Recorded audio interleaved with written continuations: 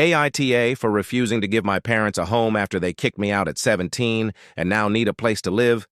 This is a long story, over a decade in the making, and I need some perspective. The situation with my parents is complicated, and the emotions are a lot to process. This is the whole saga, from start to finish. When I was 17, my life was a pressure cooker. My parents, both successful professionals, had a very specific plan for me. I was to be a pre-med student, go to a top university, and become a doctor. Their entire identity was wrapped up in this idea. Their friends were all doctors or lawyers, and they saw my future as a direct reflection of their own success. My older sister, a few years ahead of me, was already on this path, and they held her up as the perfect example. I was expected to follow in her footsteps without question. The problem was, my passion was for art. I lived for painting, drawing, and graphic design. My room was a haven of creativity, filled with canvases, easels, and the scent of turpentine. My sketchbooks were my diaries, filled with everything from quick doodles to detailed portraits and fantastical landscapes. My parents saw all of this as a childish hobby, a frivolous distraction from what they called my real future. They would often make sarcastic remarks about my finger painting and doodling, never once taking it seriously.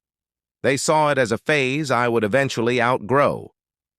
The breaking point came when I won a scholarship to a prestigious arts college, one of the best in the country. It was a huge opportunity, something that would set me up for a career in a field I genuinely loved. I was ecstatic. I remember holding the acceptance letter in my hands, my heart pounding with a mixture of excitement and fear. I showed my parents, thinking this would be the proof they needed that my art was a viable, legitimate path. I thought, this will finally make them proud. The response was not what I expected. There was no joy, no congratulations. They were furious. My mom's face went white with shock, then red with anger. My dad looked at me with a cold, hard glare. "You're throwing your life away," he said, his voice low and dangerous. "We've sacrificed everything for you to have a real future, and you want to be a starving artist? This is an embarrassment." They accused me of spitting on every sacrifice they had made.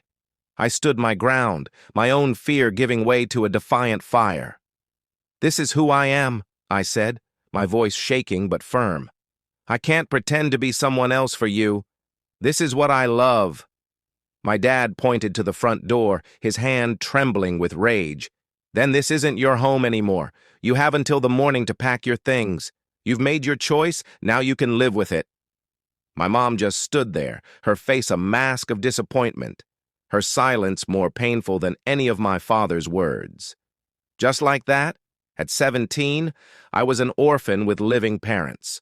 I packed a single bag, my most precious sketchbooks, and a small stack of cash I had saved from a part-time job.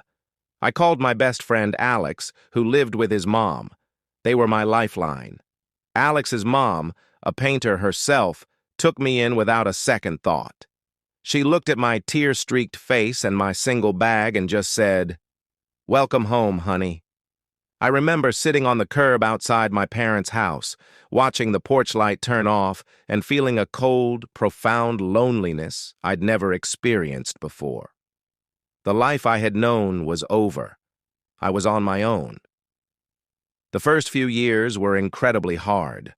I slept on a worn-out couch in Alex's living room, worked at a coffee shop and a local grocery store, and went to community college on a part-time basis. I couldn't afford the arts college I had won the scholarship for, not without my parents' support, so I decided to pursue a more practical path in graphic design, while still keeping my art alive. Alex and his mom were my lifeline. They were the family I didn't have. Alex's mom, Sarah, was an artist, and she saw my talent. She would sit with me at the kitchen table, looking through my sketchbooks, and offered gentle, constructive criticism.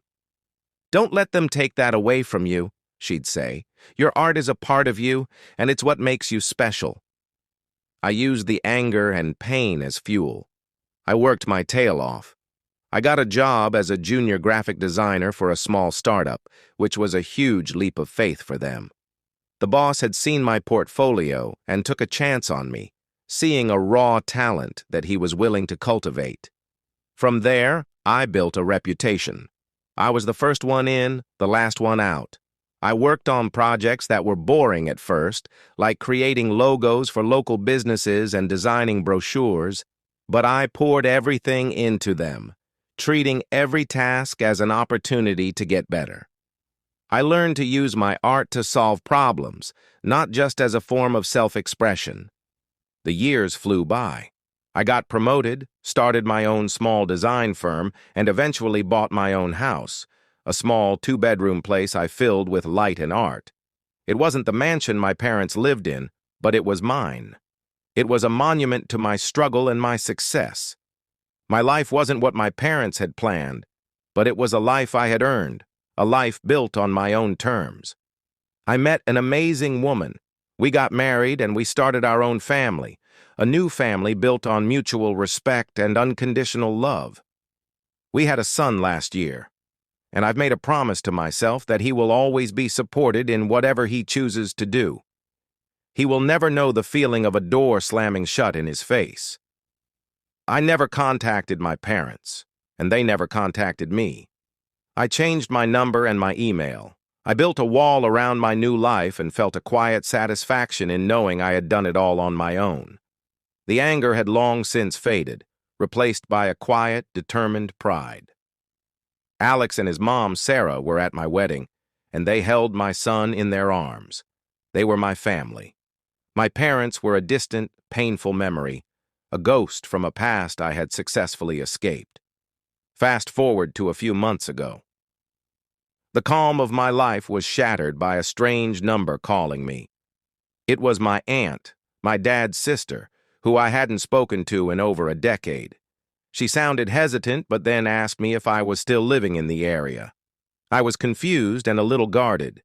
She asked me if I was doing well, and then, a day later, she sent me a text with my parents' new contact information.